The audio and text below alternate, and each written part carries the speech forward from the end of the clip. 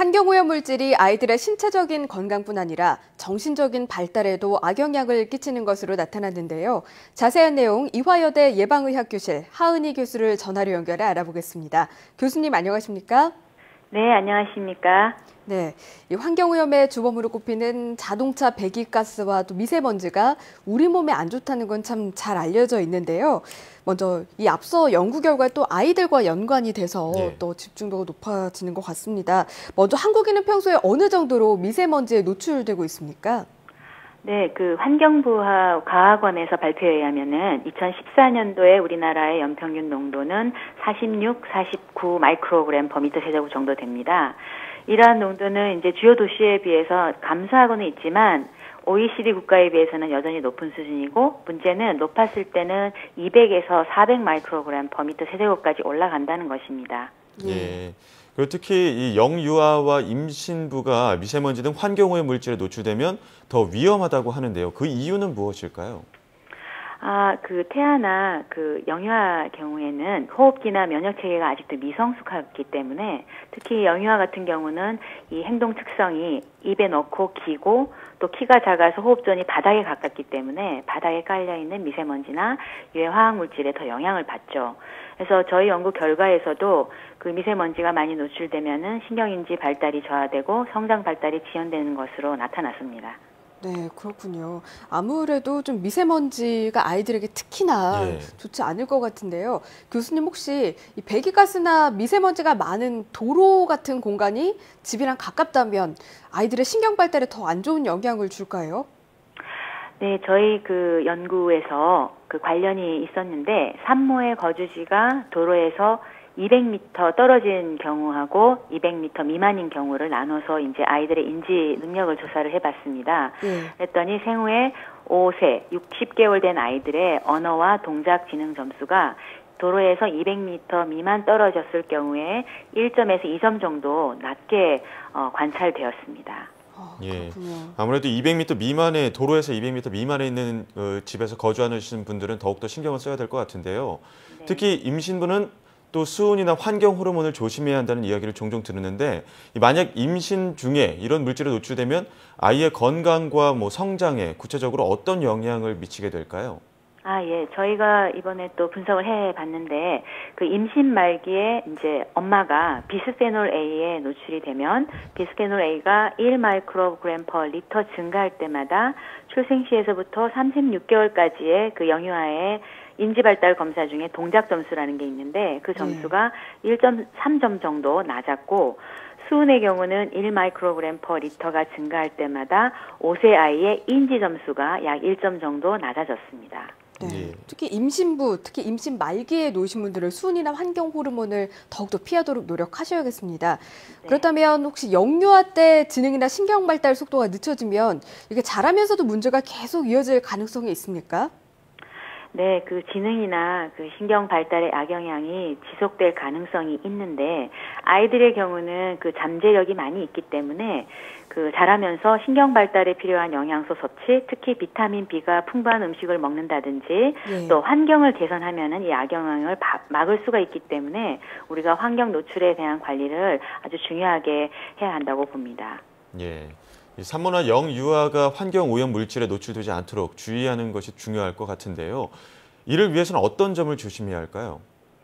그러니까 사실 이제 산모의 경우에는 미국의 경우에는 이제 수은 노출과 관련해서는 상어나 옥돔이나 왕고등어와 같이 몸집이 큰 생선은 섭취하지 말라고 아예 이제 금지하고 있는 거거든요. 근데 이제 생선을 드시지 않을 수는 없습니다. 왜냐하면 좋은 지방산이 있으니까. 그러니까 이제 작은 생선을 중심으로 해서 많지 않은 양을 드시도록 하는 것이 좋겠고, 특히나 환경 호르몬과 같은 경우에는 이 플라스틱 용품에, 특히 낡은 플라스틱 용품에 많이 들어있을 수 있고 용출이 많이 되기 때문에 사용을 줄이는 것이 좋겠습니다. 네, 그렇군요. 근데 저희가 지금 미세먼지를 통해 몸에 악영향을 미치는 것들에 대해서 이야기를 나누고 있는데요. 이 미세먼지를 측정하는 기준치가 나라마다 좀 다른 것으로 알고 있습니다. 우리나라가 미세먼지가 좀 높은 편인데 우리나라 기준이 혹시 다른 나라에 비해 엄격한 편입니까? 우리나라의 기준은 아시다시피 50 마이크로그램 퍼 미터 세제곱인데요.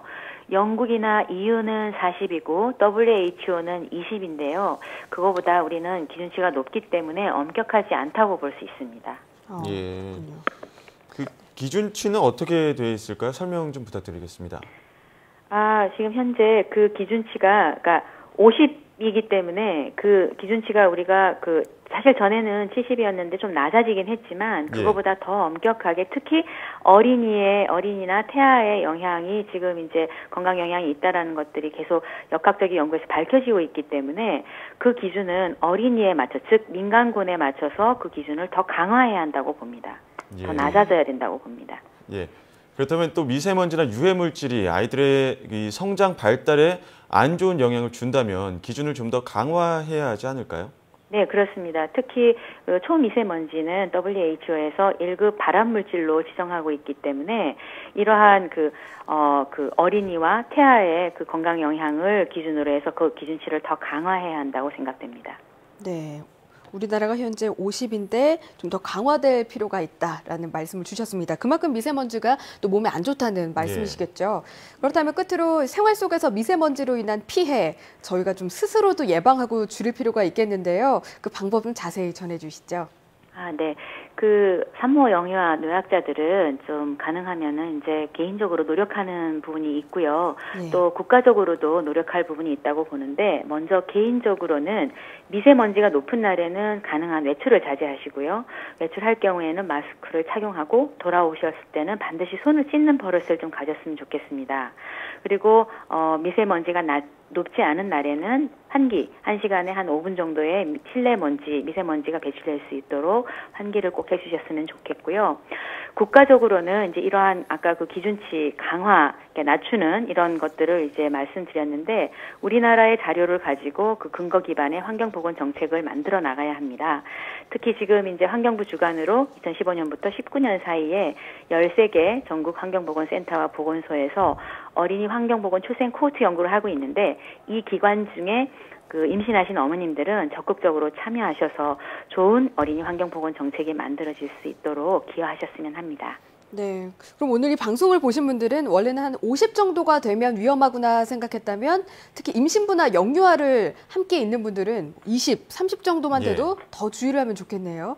그렇습니다. 지금 현재 주간 평균을 보면 34 정도 되거든요. 네. 많이 낮아졌습니다. 그러나 높을 때는 상당히 높아진다는 것이기 때문에 어머니들께서 특히 황사가 있거나 미세먼지가 많은 날은 외출을 자제하시고 조심하시는 것이 좋겠습니다. 네, 앞서 EU의 그 기준도 20이라고 말씀 주셔서 깜짝 놀랐었는데요. 이 미세먼지가 높은 날은 꼭 마스크 착용하시는 것만 꼭 기억하셔도 좋겠네요.